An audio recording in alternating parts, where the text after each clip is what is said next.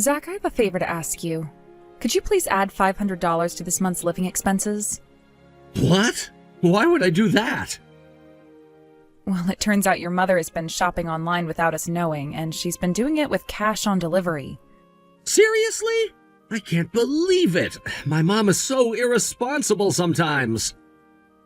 You can't just brush it off like that, but at this point, there's nothing we can do about what she's already bought. Can you at least cover it with some of your part-time earnings for now? I'm asking for the $500 because I don't have my part-time income anymore. Last week, your mother was charged for some jewelry she bought using my part-time pay. At this rate, if she keeps shopping like this, we're going to run out of money. Can't you talk to her properly about this? You know, you're really annoying when it comes to your mother. Are you trying to get me in trouble just because we're married? This is about more than just being married. It's about how her spending is putting a strain on us. Besides, you've been racking up credit card bills lately, too. If we keep going like this, we won't be able to live comfortably at all. Isn't it your job to figure out how to manage this? Are you doing anything to save money?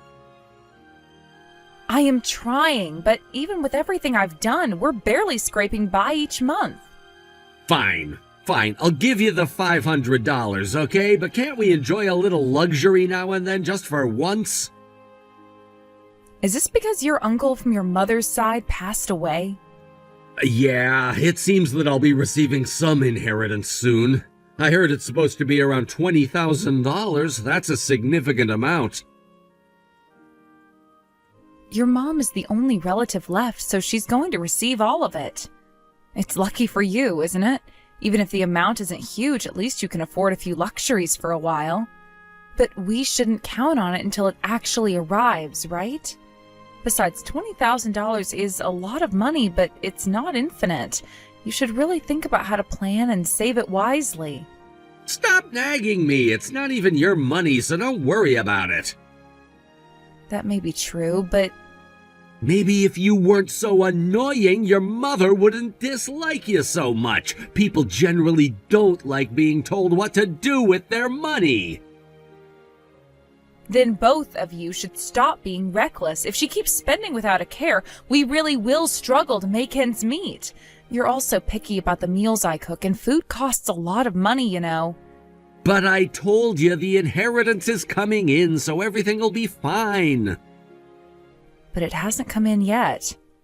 Look, just focus on budgeting well and make sure you manage with the living expenses I give you. Once the inheritance arrives, your mother won't have to dip into her part-time pay anymore. I don't think that solves the problem at its root. Both of you really need to reconsider how you spend money.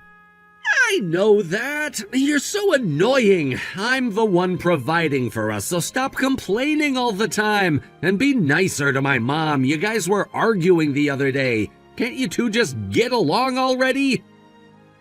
Well, that was your mother's fault. Stop blaming my mom for everything. Since we live together, you should respect her more. You have professional experience, so you should understand that, right? If you act disrespectful to someone older than you, of course they're not gonna like you. Your mother never liked me from the start. You don't need to make excuses. You've wasted my lunch break with all this. Don't use my time for these pointless conversations. Honestly, every time I think about it, it frustrates me. I try my best to keep everything running smoothly, but I feel like I'm fighting an uphill battle. It's exhausting dealing with financial stress, especially when your mother keeps buying things we don't need. I know it's difficult, but you also have to understand my mom's perspective.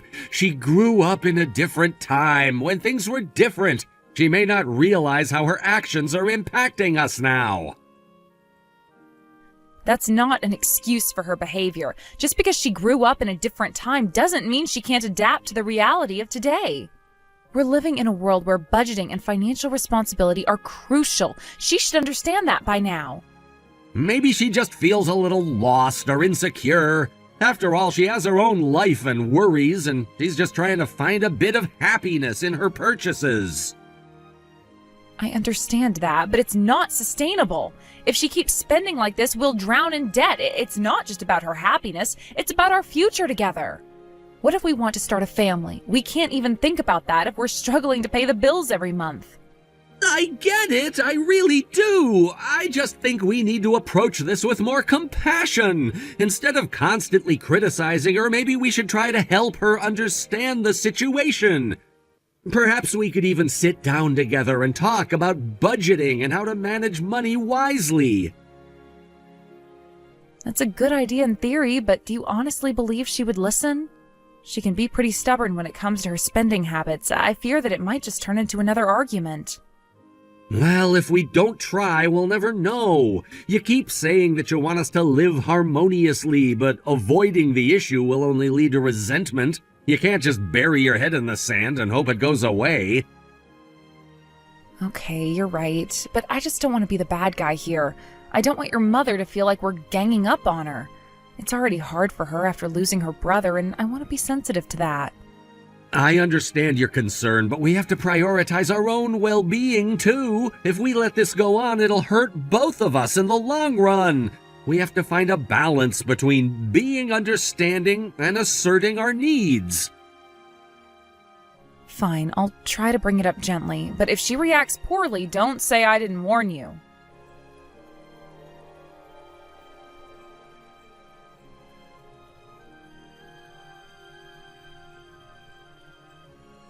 Zach, are you not coming home again today? Yeah, I'm still out drinking. Ever since your uncle's inheritance came in, you've been coming home late too often. Honestly, I think you're spending too much money. If you keep going out drinking every day, you're going to end up in a bad situation. It's fine, it's just easy money, like a windfall. The best way to enjoy this kind of money is to spend it freely. It might be okay this month, but what about next month? I can guarantee that by the month after that, you'll have completely run out of the inheritance. Your mom is buying all sorts of things every day, and she's talking about going on an overseas trip starting tomorrow. If she continues to spend like this, I think her spending habits will only get worse. An overseas trip sounds great. Maybe I should go too. What are you talking about? You have a business trip starting next week, right?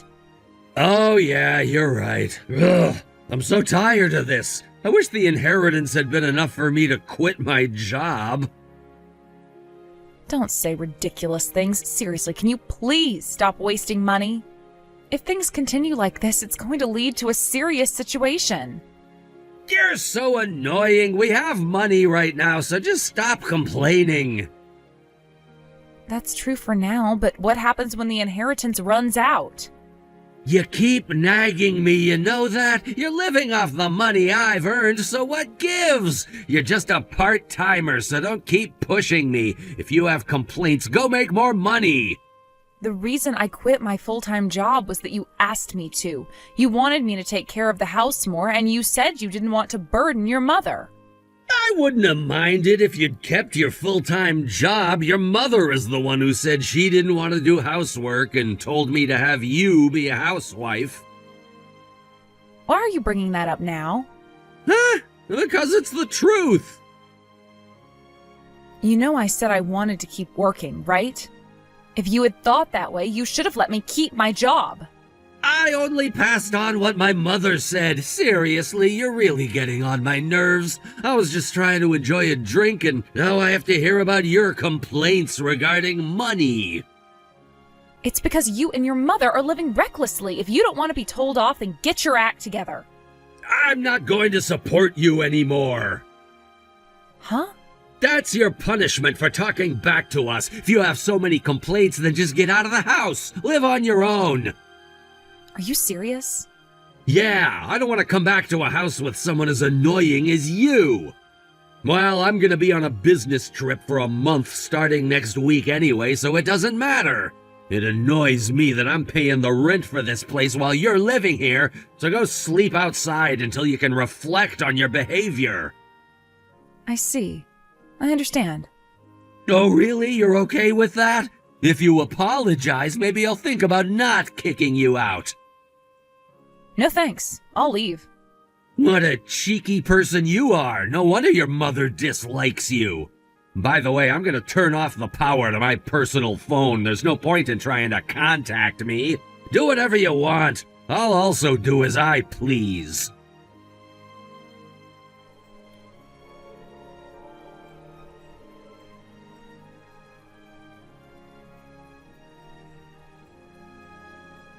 Amy, I'll be done with my business trip next week. You're still living away from home, right? Of course I haven't gone back. Are you serious? You've been living on the streets for a month? If you'd just beg for forgiveness, I'd let you back in. So are you willing to apologize? I have no intention of apologizing, and it's your mother who's living on the streets. I've already moved into a new place. What? A new place? Well, you told me to leave, so I canceled the lease and moved out. Canceled the lease? What kind of selfish thing are you doing? Where am I supposed to go when I come back? I don't know. Why don't you go camp out with your mother? I was the one who originally signed the lease for that house. You just left everything to me because you thought it was too much hassle to deal with the moving procedures. Back then, I was a full-time employee, and I took out a loan for it, you know? Did you forget that? Hey, what about my mother? Is she really living on the streets? Yeah, it seems she blew through all the inheritance money on some overseas trip. I had to ignore her calls after you actually turned off your private phone. She kept trying to reach me because you weren't available. I don't even know where she is now since I stopped picking up her calls halfway through. Are you kidding me? What have you done to my mother? This is all because you told me to leave. Don't blame me for it. By the way, all of your stuff is in a storage unit, so make sure you go and get it. You're the lowest! How could you turn your family into homeless people? The lowest is actually you all. You squander your money however you want, even taking away my part-time wages. And then, in the end, you couldn't even give me the living expenses? I can't see you as family after all that. Fine! I'm filing for divorce. I was thinking the same thing, so that works for me. Let's discuss it when you get back from your trip. I'll bring a lawyer along. You don't need a lawyer, it's just a matter of signing the divorce papers. And don't expect any kind of property division from me. I never expected anything from property division in the first place. I'm bringing a lawyer so that we can clarify everything later. Oh, whatever, I don't care anymore. It's pathetic for a part-time housewife to be getting a divorce. How are you going to survive now? I believe I can live a more decent life than you. You're just dreaming. If you come crying to me later, don't say I didn't warn you. You'll end up regretting this. You're such a fool. The situation is dire, and you have no idea how it feels to be forced out of your own home.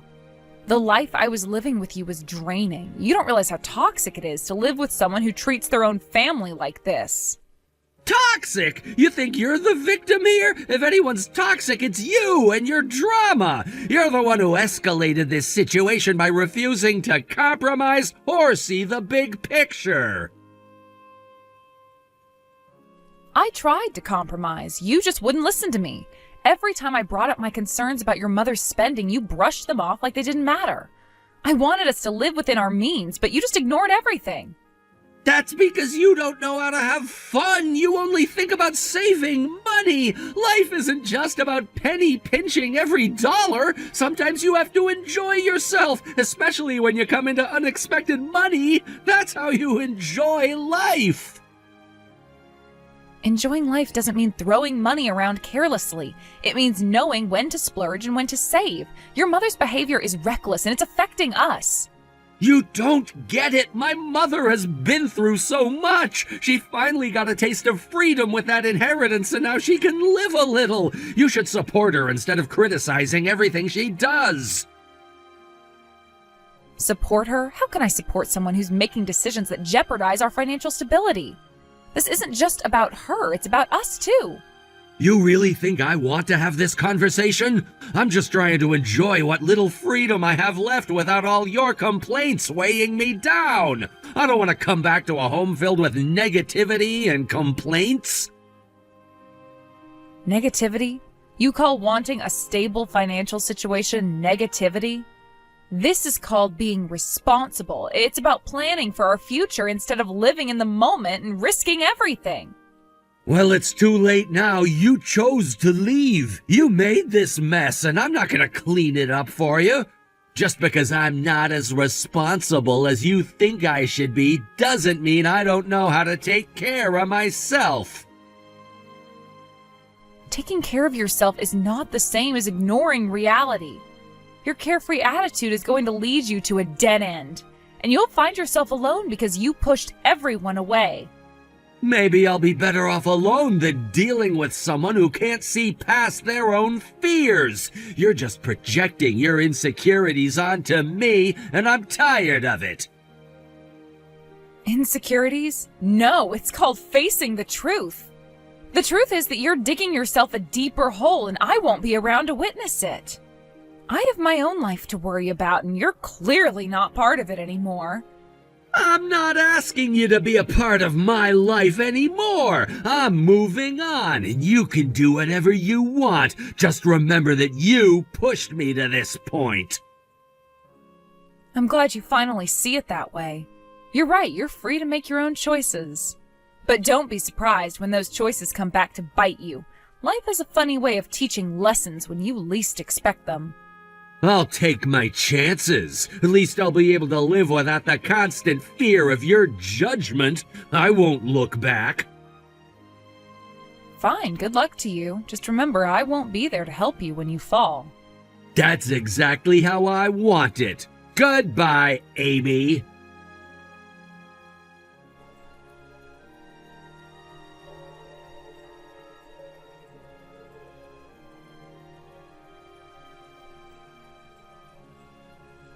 Amy, about the divorce, can we talk it over one more time? Huh? Why? I've been thinking about it, and I really don't think it's right for us to part ways like this. I don't understand. We finalized the divorce this afternoon, didn't we? You were the one who signed the papers with a smile. You were happy to be free from having to see my face again. Well, it was, I guess I was feeling a bit overconfident at that moment. By the way, I heard from a mutual acquaintance that you're living in a high-rise building now? Yes, I am. Why? How is it that a part-time housewife like you can afford to live in a high-rise? I bought it with my savings from my single days. What? You had savings? Why didn't you mention this during the divorce? You should have shared that wealth. The savings I had from my single days are not joint property. It's all my money. So you had enough money to buy a high-rise, yet you were living off me. Isn't that a bit shady? The money I saved during my single days is for emergencies. I don't owe you any explanation for how I spend it. Amy, the truth is we're still living in a monthly rental apartment. We haven't found a proper place yet. So what? That has nothing to do with me. Please, let's start over. I want to make amends for everything I've done to you. My mom feels really remorseful too. Can't we all live together again? Sorry, but even if you're aiming for a high rise, the place I bought is for a single person. It's not big enough for you all to live in.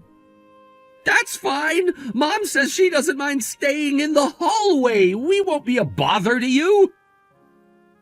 Just the fact that you're all in the same space is a nuisance. Having you in the hallway would just be annoying. Please don't say that. We're really in a tough spot right now. Tough spot? Actually, about the inheritance from Mom's brother, it wasn't just the $20,000. There were debts as well. $50,000 worth of debt. Since we spent all the inheritance, they're saying we have to pay it back. We've suddenly become debt-ridden. I told you so. Don't waste money like that. You all just recklessly used up the inheritance without doing any research. It's honestly stupid. Please, help us! You're the only person we can rely on right now! Why me? Because technically we're still family, right? Listen, I already submitted the divorce papers. What are you even saying? Huh? You just signed them today! Did you submit them right away? Yes, I did. Normally you'd wait at least a day. How can you just submit them without a second thought?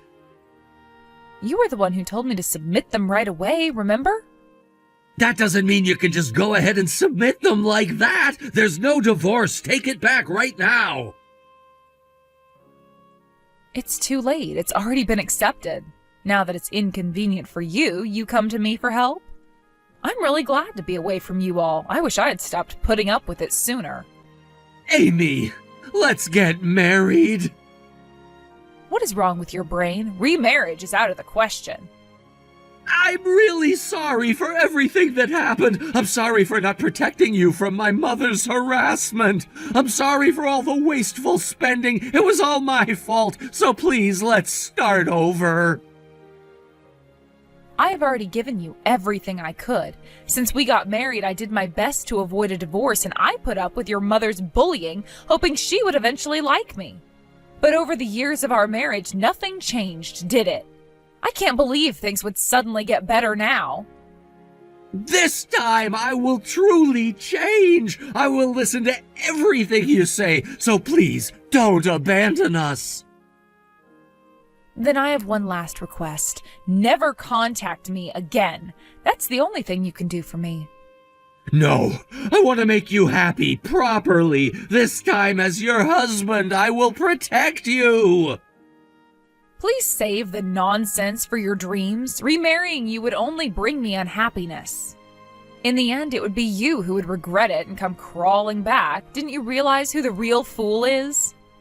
Please, give me a moment to make my case here. I know I messed up, but I want to work things out. We have shared a life together, and I believe that deserves another chance. You really think you deserve another chance after everything you've done? How can you even say that with a straight face? It's hard for me to admit, but I realize now how much I've taken for granted. My mother has been difficult, and I've let her influence my decisions. I've been selfish and thoughtless, and I'm sorry for all of that. You think saying sorry will magically fix everything? It's not that simple, Zach. I know it's not simple, but please hear me out. I want to show you that I can change. I want to be the partner you deserve, not the one I was. Your actions speak louder than your words, Zach. You've proven time and time again that you can't be trusted. How do I know this time will be different? Because I am willing to put in the effort. I'll do whatever it takes to rebuild what we had. I don't want to lose you. You already lost me the moment you decided to choose your mother over me. You made your choice, and now you have to live with the consequences. You say that, but my mom really has changed. She understands now that she was wrong to treat you the way she did. I can see it in her eyes. She regrets everything. You expect me to believe that? After all the pain she caused me? I understand it's hard to forgive, but what if I told you I would take a stand for you this time? I will not let her bully you again, I promise. You keep promising, but I've seen this movie before. The all change and all protect you routine has lost its charm. How many times have I heard it? This time will be different. I promise to stand by you, to listen to you, and to support you. I won't let anyone come between us again. I want to believe you, but it's hard. You need to understand that rebuilding trust takes time. It's not something you can rush. I get that, and I'm willing to take that time. I will do whatever it takes to show you that I mean it. Just give me a chance to prove myself. And what if I give you that chance and you fail again? What happens then? I won't fail. I can't afford to lose you. You are my everything, Amy. You know what I am to you, Zach. I am the person who put up with all your nonsense and still tried to love you. But I can't keep doing this. I deserve better. I agree that you deserve better. That's why I'm here, asking for a second chance. I want to show you that I can be better for you. You may want to be better, but wanting is not enough. You need to put those words into action. Talk is cheap, Zach. I understand that now, and I will prove it to you. I'll show you through my actions, not just my words. Just please don't shut the door on me. It's a hard choice to make, but if I open that door again, I need to know you will truly follow through. I can't keep getting hurt. I won't let you get hurt again. I'll fight for us, Amy. Just give me that chance. I hope you mean that. I really do. But I have to protect myself, too. Let's take it slow, okay? Slow is better than nothing. I appreciate that. Just know I'm willing to fight for us. We can find a way to rebuild what we had.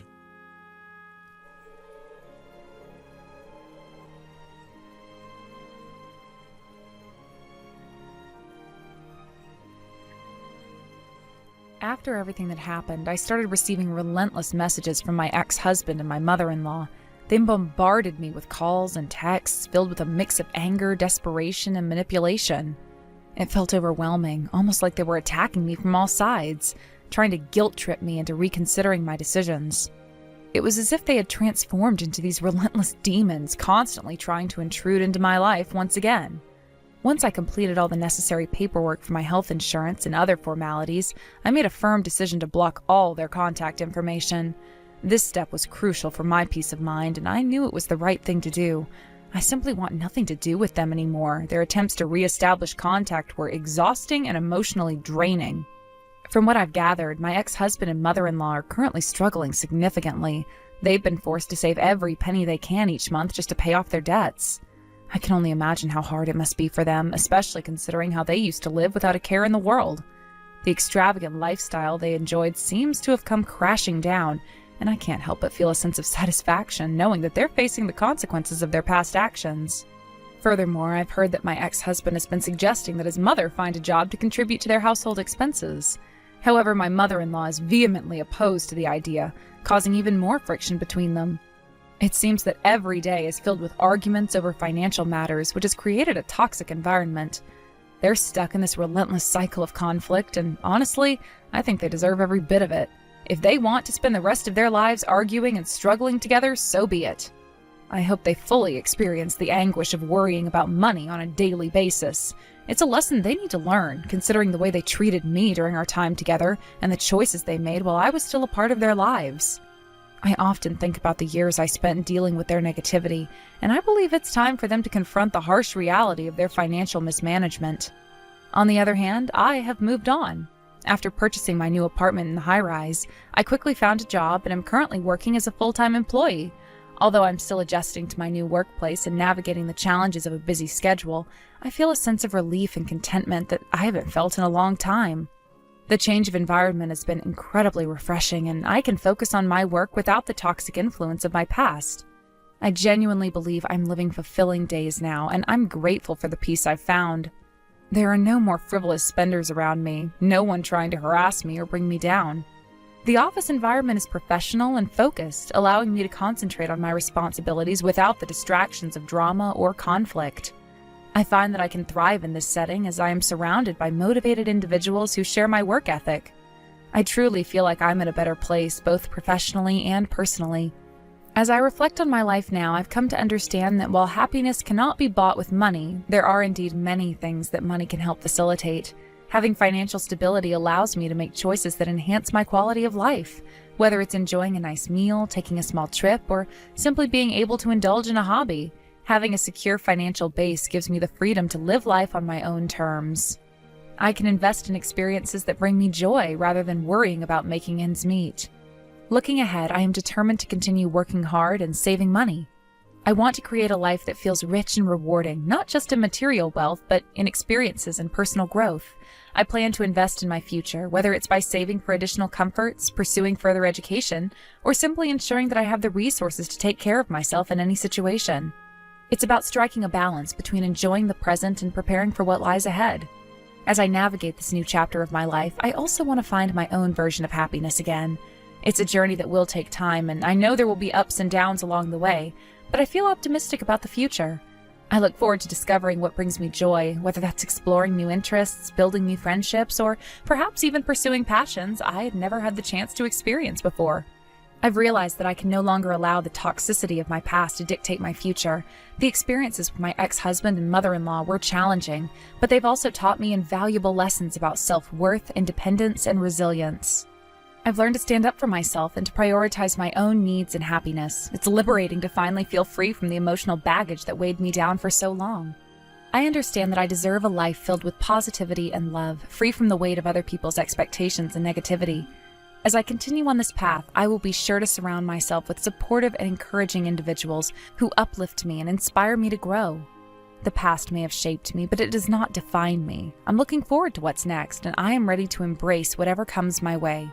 With determination and an open heart, I will find my way to a life that reflects who I am and who I aspire to be. In closing, I'm committed to building a future where I can thrive and be happy. I believe that every step I take, no matter how small, is a step towards creating the life I want. I will continue to save, work hard, and invest in my own happiness. The journey is just beginning, and I am excited to see where it leads. Thank you for watching and listening. We hope you enjoyed the video. Don't forget to like this video and subscribe. Also, feel free to leave a comment about what you thought of the story. We look forward to seeing you at the next story.